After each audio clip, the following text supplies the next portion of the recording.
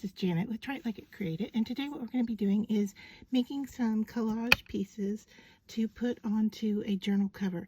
And I got this technique idea from, I believe her name is Linda Israel, and what she did was, it's very similar to gel press printing, but we're going directly to the paper. So I am working with some kids craft paints that I have. They're kind of old, so I don't know if you can still get these brands, but really any paint will work. It can be acrylic, it could be watercolor. These happen to be watercolor. And so what I'm going to do here is just spread some out onto a book cover, or excuse me, book paper. And what I did here was just rip it out of a book I got from the dollar store. And then I'm taking a brayer and I am just going right onto the paper with the paint. Now I'm working on a glass mat, so that's easy for me to clean it up. But depending on your surface, you want to protect the surface that you're working on. And so I am just making sure the whole thing is covered here randomly. And then I am going to set this aside to dry. The thing I like about this one blue paint is it has sparkle in it, and it really shows up. So I'm just going to grab another sheet here and continue on with the process.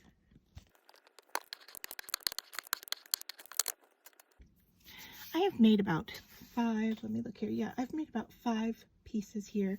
And then what I did with my last sheet here, you can see I put it upside down and kind of picked up what was left on my glass mat. I used my brayer to kind of smush it. So yeah, kind of almost using it like a jelly plate. If you want, you could actually squirt this down with some water here and then, you know, smush this page onto it. Use your brayer to pick up some of that color. And so I want this kind of lighter sheet to use as an accent. So I'm going to do that, set it aside, and let it dry.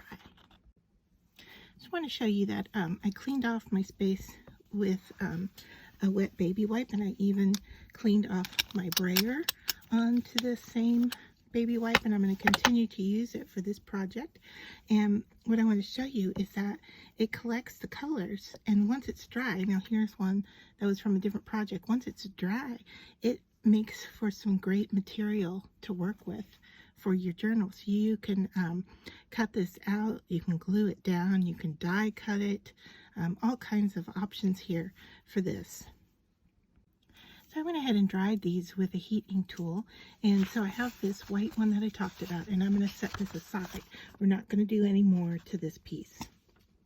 And then I have the rest of these that turned out really nice. I don't know if you can see the sparkle that was in that watercolor, but I love how translucent the colors are, and so that you can actually see the book page underneath.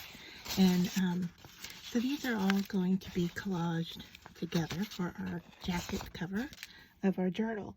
And so the next step that we're going to do here is we're going to stencil onto these. So I'm just going to set these aside and put one down and bring in my first stencil.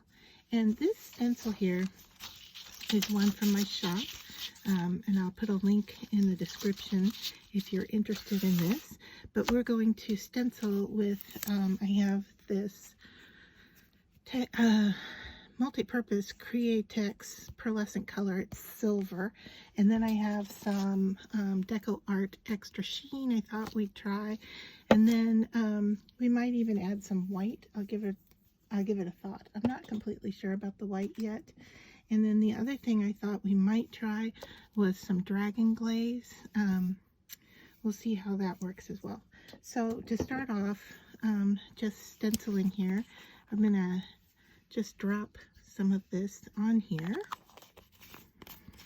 And then with our brayer, I'm just going to go onto the stencil with that. and see how that looks. A little wet, so I'm going to go with the silver because I know that this works. And I'm just going to add some down here. It is a rather subtle color, even though it looks very intense here. Alright, so I'm just going to set that aside and let it dry, and then move on to our next piece. And I have two stencils that I have pulled out, so we'll go with this one first.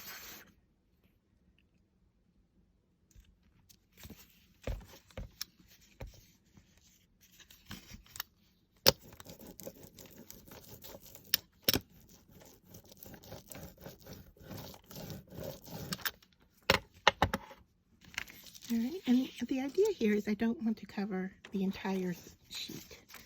Alright, so I think I'm going to add a little bit over here. Now this is a more opaque paint.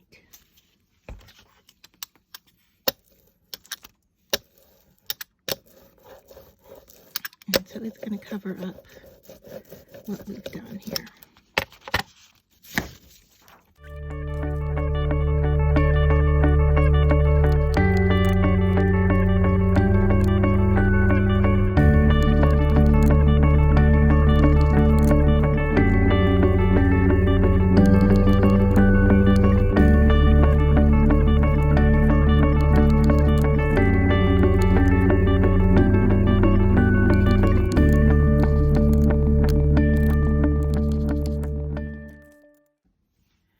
So I've used the blow dryer again to dry these, or the heat tool to dry these, so I just want to walk you through a few of these.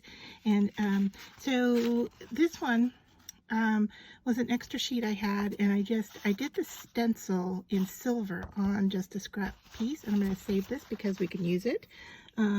But then what I did that for was I wanted the negative of my stencil to transfer onto my paper. And it wasn't doing it so well, but I went ahead and sprayed the stencil with water, and then I got it, the stencil to transfer itself. So what I do is I keep the stencils, I don't clean them off, I just leave them with the paint on it, so that if I really want to transfer just the stencil shape, I can just squirt some water on there and then transfer kind of a ghosty image of that. I wanted to also show you the baby wipe that I'm continuing to use here. I've used it to wipe off my brayer as well as my surface, and so it's becoming this kind of muted purple color. The brilliant spots of color here are where I cleaned off the top of my paint bottle, and then I just kind of smushed my baby wipe together to spread that around. So here are what we have so far. So this is the metallic paint, and it was runny, and so it definitely went under the stencil, but it's okay for this process. So just to show you, we're just randomly getting some color down here, and I really like the reverse of the blue here. That was, you know, from this one. Here's the positive using the stencil, and then here I just used the negative of the stencil itself. Just put the stencil on there to transfer. And then here is this one. So now, since they're somewhat dry, now we're going to move on to stamping. And what I have in front of me here is a butterfly stamp and a directional stamp. And then I'm going to bring in some stamp pads, and then we'll go and just randomly stamp on these. It's just really fun, playful, not really with any kind of intention, just kind of looking at what we have and kind of balancing out some of the composition. So I brought in these two Versacolor stamp pads that I just bought, and let's see how they look on here. I'm going to try, I think we'll do the butterfly in this blue color. Let's just see how that stamps on here. Rather light. I don't know, it might work on the purple. Let's just see what happens here.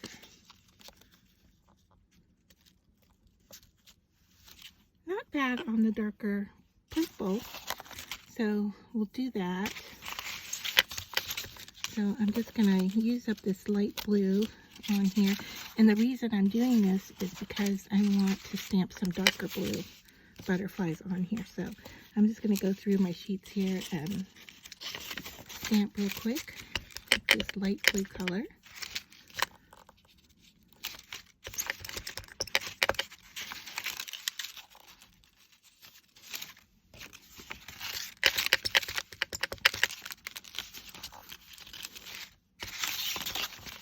And it's really subtle on here, but I like it. All right, so that was cyan in Versacolor. I'm going to move that out of the way, and then I'm going to bring in this Maker Forte in Vegas Strip. It's a darker blue, and I know from working with it in the past that this worked out well. So I'm going to wipe off this stamp a little bit just to make sure we're not transferring that light color. And then this stamp pad is really juicy. And I just want to bring in the page here and stamp. So you can see how nice that shows up on there. So you want to have some variety to what you're doing, and you can stamp off the page as well. Alright, so I'm just going to carry on. Stamp over the paint. See how that looks? It's really nice. We'll add one down here. So what we're doing here is really just building up visual texture, if you will.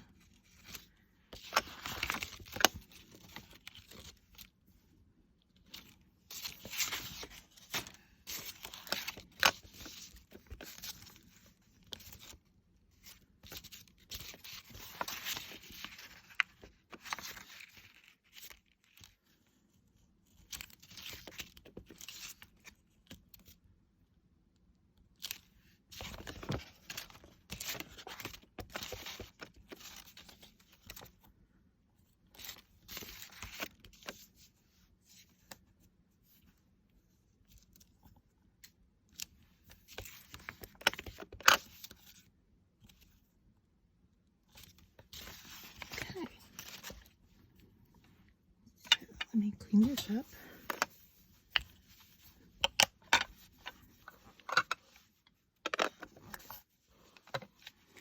And then we'll move on to the purple, see how this goes. We may have to go with a different color here as well, but we'll give it a try and see. So I'm going to take my arrow, ink it up.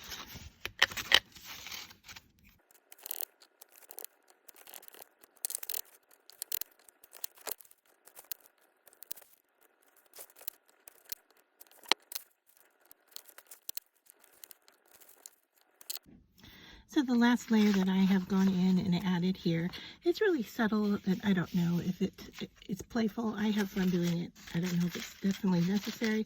Is I went and I took a silver stamp pad with an eraser from my pencil, and I just go in and add some fun little circles, just randomly around the page. I find it fun and peaceful, and I like the playfulness of it. So definitely something you could leave off. It's not necessary.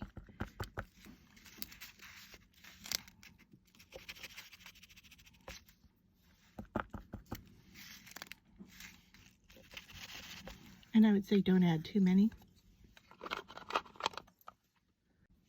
Okay, so for the next step I have is just some scrap cardboard. It actually came from a mailing envelope, like so, and I cut it off. And so what I have here is 5 inches by about 3 1/8. I originally cut it and thinking that I was just going to score it and fold, but then that didn't give me much for thickness of my book. And so here, if I cut these in 2, I now have them to where I can make my book as thick as I want.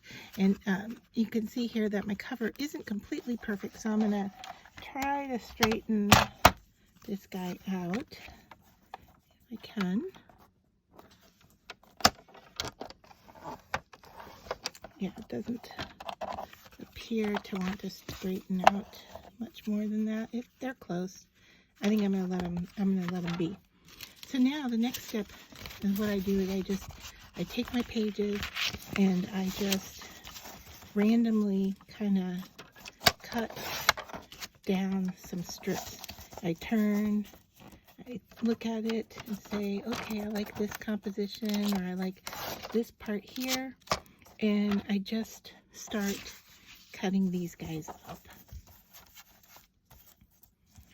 And you don't have to cut them all. You can just cut some to get started. But you can see here I've got 3 pieces here to work with. And now I definitely know I want a purple one because I want it to kind of juxtapose that.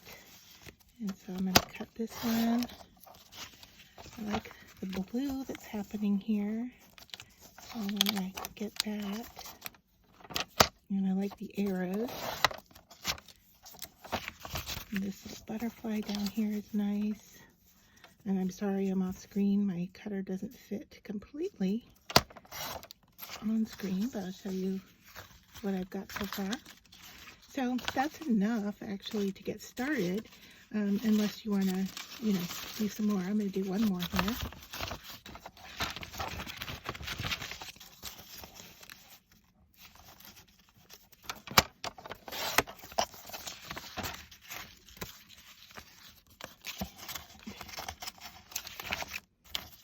I may actually end up making these even smaller as we work on the cover, because the book that I'm working on, or the journal I'm working on, is going to be quite small. So I can see needing to have some smaller pieces.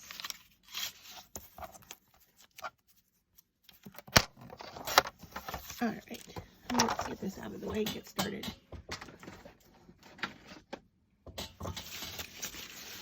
So, 2 covers here, and you can actually work on both of them at the same time. You can actually, if you'd like, you could even work across. So I'm just going to start looking at my composition here as to what I like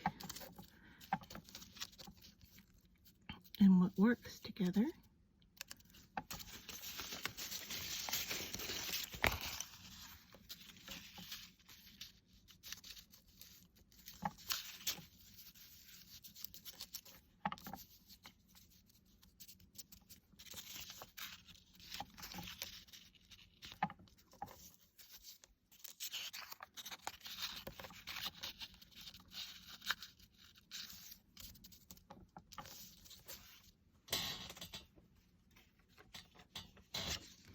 And don't forget these pieces. In fact, I'm going to cut these down right now.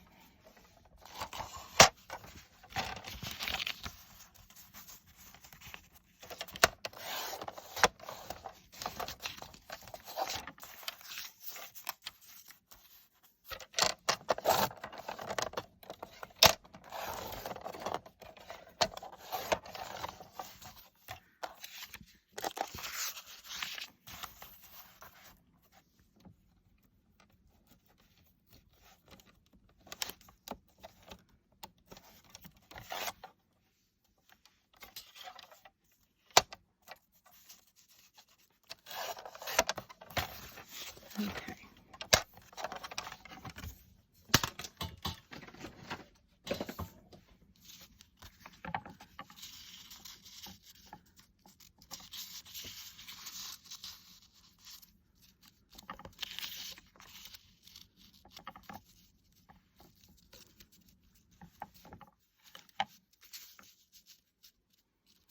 So you can see here, I'm just going to play with these collages, and then I will, once I like what I have, I will glue it down into place.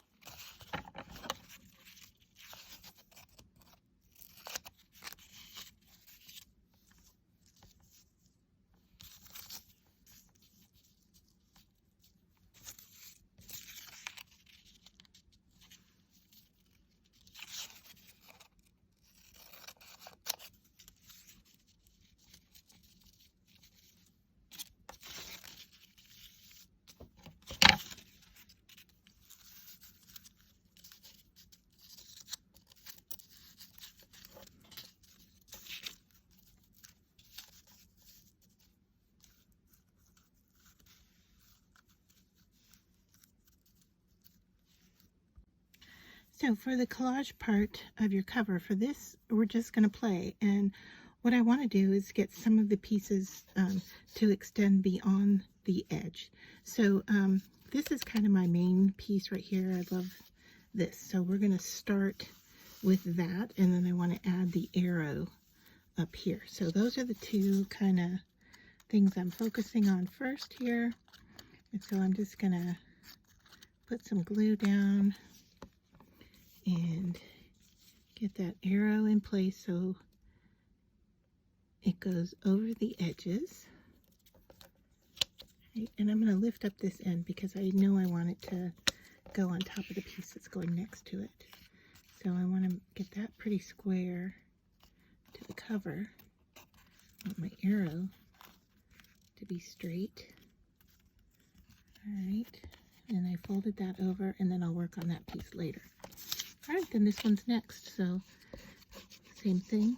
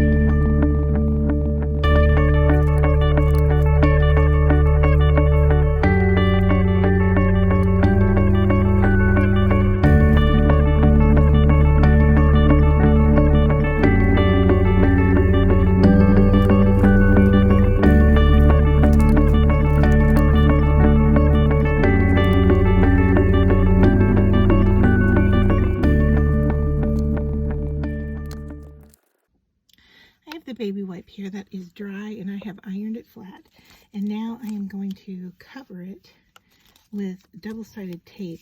And actually what would work great here would be some fusible webbing, but in a pinch I'm going to use this.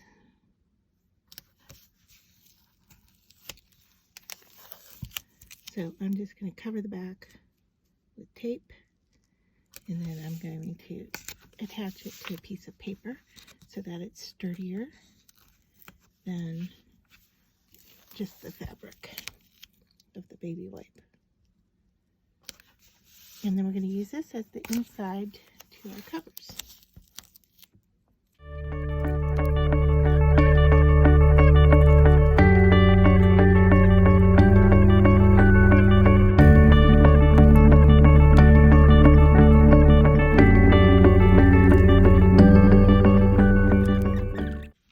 So now that our baby wipe is stuck down to our carrier paper, I have taken our covers and just traced around them with a pencil. So I'm going to cut down to this size.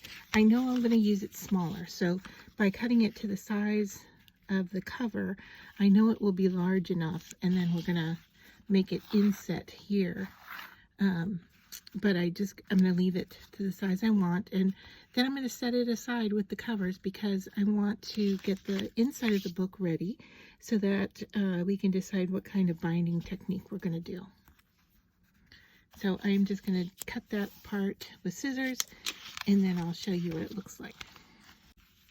So I have gone ahead and cut and folded my signatures, and what I have here are 5 signatures with 10 pages each, and I am just going to set that off to the side while we figure out where we're going to need to punch our holes. So this piece of paper here is the exact same height as my book, and so what I'm going to do here is I'm going to come in a 1/2 inch from each end, and then we're going to be doing a strap binding. So these are my straps. They are leftover pieces from our baby wipe paper. So I'm going to center this one here. So we want our holes on either side of that. And then I'm going to center this one here. And once again, we want our holes on either side of that. So that is going to be our punching template. So let me set those aside and show you how this works. So we open up our signature and make sure that everything is lining up correctly. And then we line up our template here and make sure we have it exactly how we want it. You can even clamp it in place if you want. And then you're going to take your awl, pokey tool, needle, whatever you have, and you're going to go and make holes right in those spots. And so I'm going to do that on each signature, and then we'll start sewing after this. So let me just poke through here and then I'll show you. Oh, gosh. Okay, so that was my first one. So you can see here we are all punched, and then I'm going to move on to the next 4, and then I'll be back. So I have cut a very long piece of thread here that we're going to use to bind our book, and I have all of my holes punched. You can see here my signatures. All right, and then so what I'm working with here is a cotton variegated thread, and I believe it says it's cotton pearl and it has a number 8, so I don't know if that means the size of it or not, but that's what I'm using. And then I'm just taking a candle because I don't have a hunk of beeswax in front of me, so I'm just going to take a candle and run my thread through this candle so that it gets coated with wax. Okay, and this is my second time through, so I think that should be good enough for waxing my thread. And then we're going to get ready to start sewing these together. So I'm just going to thread this needle. This is a very large binding needle, but we'll see if it works. And then typically you go back through your thread, and I think my needle is going to be way too large for that.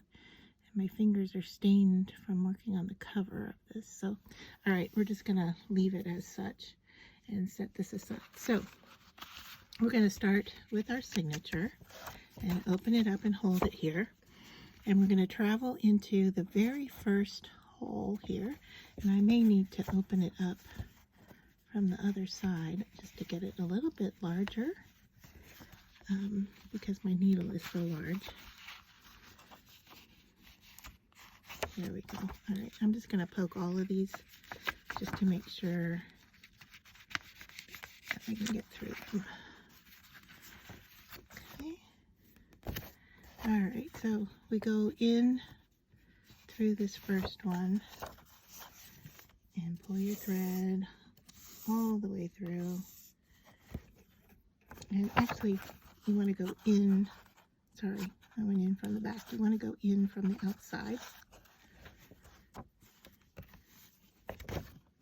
All right.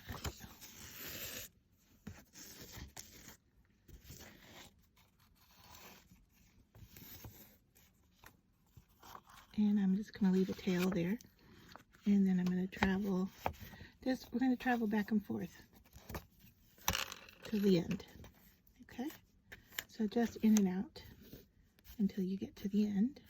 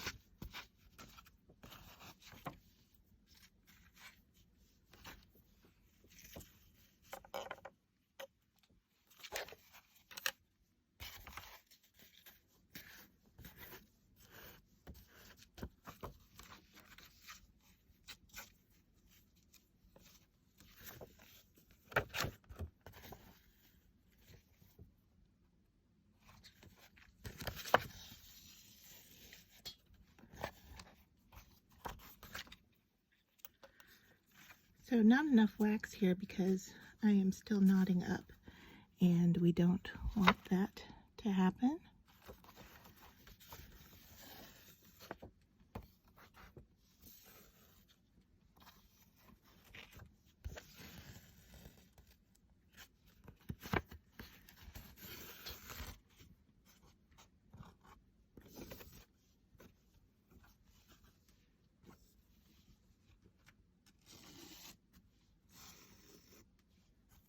Alright, so now we're at the end.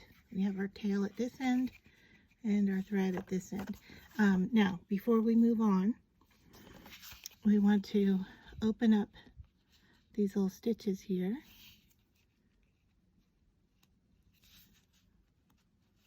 Pull on those.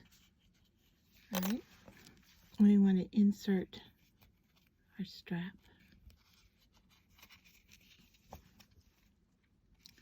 I'm going to pull that one tight, and then I'm going to insert this strap here. Okay, and so there we have the start of our book, and now we're ready to add our next signature on to the side here. I'm going to pause for a minute and wipe off my hands because I am marking up my paper with the stain on my hands. So let me see if I can get some of this off. Alright, so now we are ready to add our next signature, and so what we're going to do here is take our end and go in, and then we're just weaving back and forth, but we're going to go over these straps. Okay, so similar to the first one.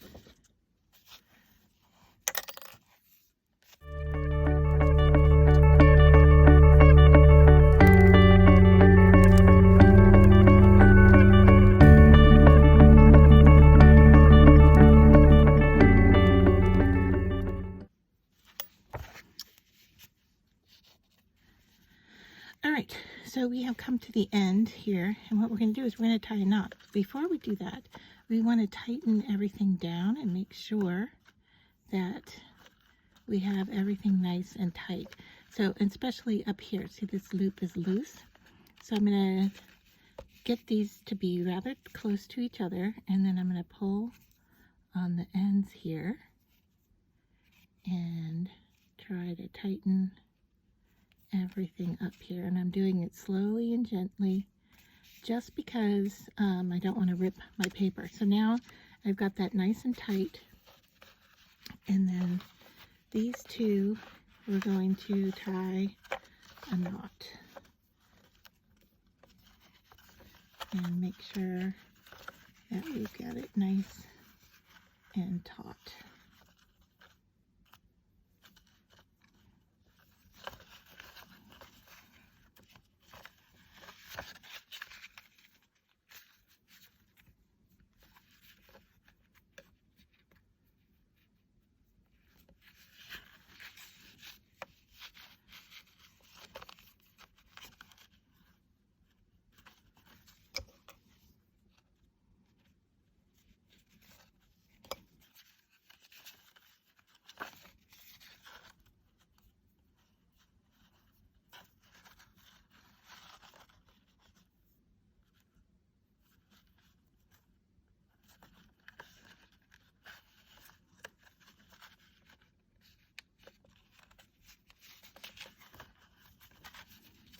Alright.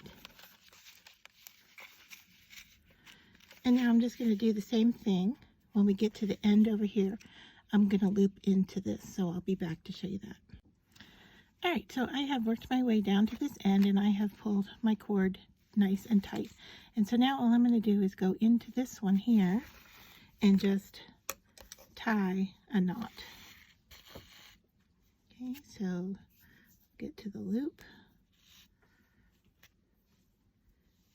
And I'm just going to tie a single knot here and make sure it's nice and taut. Alright, and that's holding everything in place, and we're ready to move on. And so I'm going to just do the same thing when I get to this side. So I have worked my way to the end here, and once again I'm just going to do the same thing. Travel underneath the signature thread before, or between the two signatures, I guess I should say. And then I'm just going to tie a knot and pull it tight.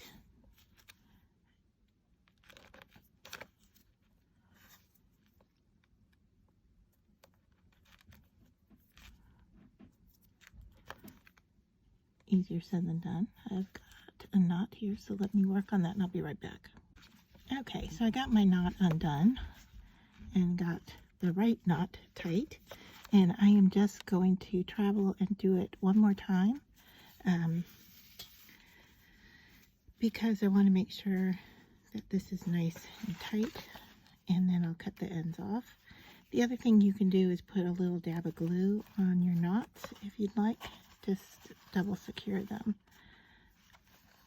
So I'm being extra careful this time, tying this one, not traveling through that loop too soon. All right, so that it will tighten up right down there. Great. All right, so then I'm just going to cut the tails off of these.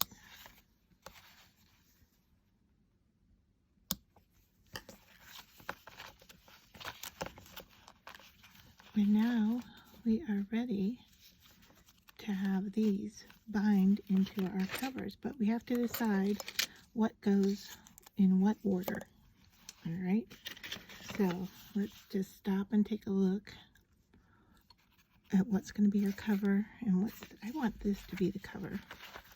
It was originally going to be the back, but now it's going to be the cover. So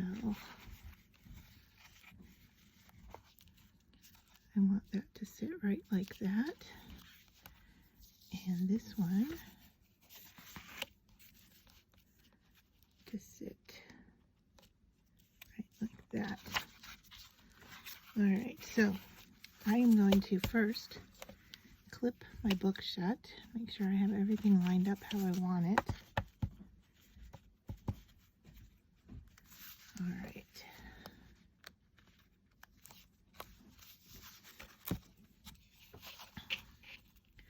And now I'm going to line up my front cover, and I'm going to mark where these things go. Oops.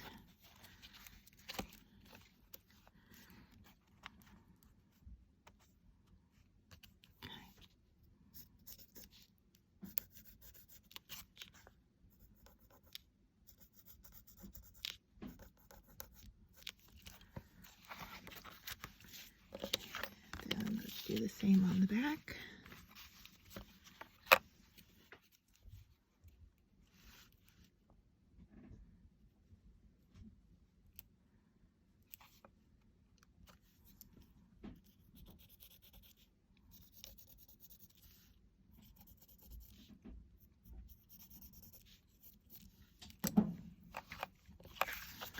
All right, now, depending on how thick these are, instead of just gluing them down to your book, what you can do is cut a little channel out for where they're going to sit. I'm not going to do that. I think I'm just going to glue, and then we'll put the fabric over the top, and let's take a look here. If we put our baby wipe over the top and glue it down. Yeah, I'm not feeling too much of a thickness there, so I think we're going to be good to go. All right. So that's our next step, is to glue these in place. But I want to get our inserts ready so that we can put them in place just as we get to the point of putting our final book together. So what I'm going to do here is put this down on my grid and line up the two sides that look to be the straightest. Right. And then I'm going to use my magnet to hold it in place. And now I know my book cover, right, is just a little bit, because of the wrapping and so forth, you can see it's just a little bit wider. I think just going a hair inside this baseline here is going to be just enough to cut off. So I'm going to grab my knife .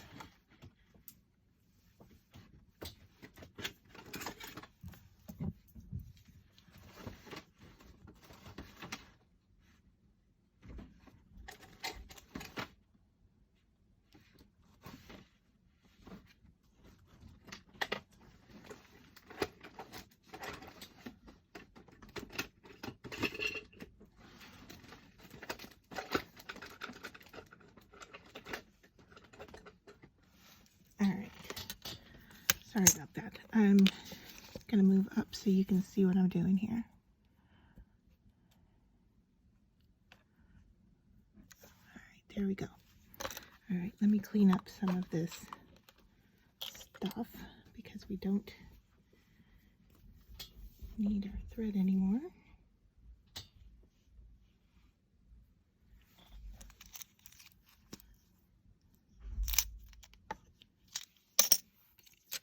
All right,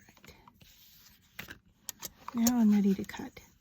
So I'm just going to go right on the inside of that grid line, and I'm going to cut with my X-Acto knife. All right, and then let's check the width.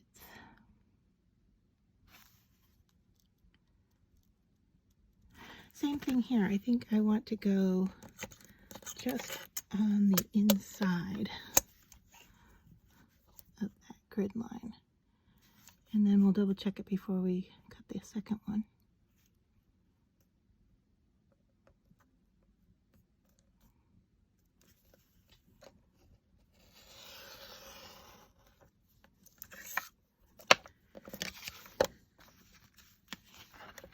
See how this goes.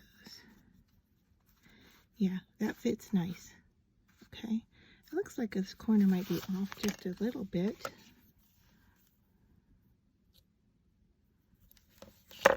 And I'm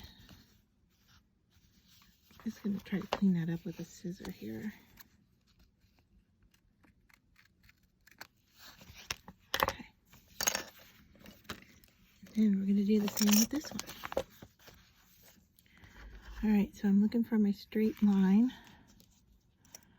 and I'm going to go with that, and the top isn't perfect, and neither is the bottom, so, alright,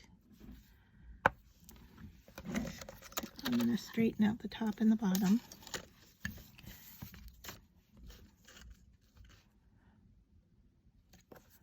And just cut to the inside of my grid line.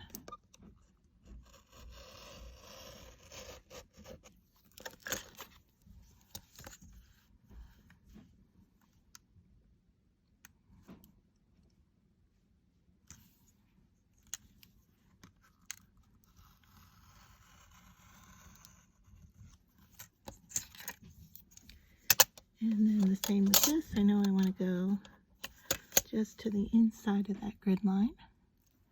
Make sure I'm lined up over here good.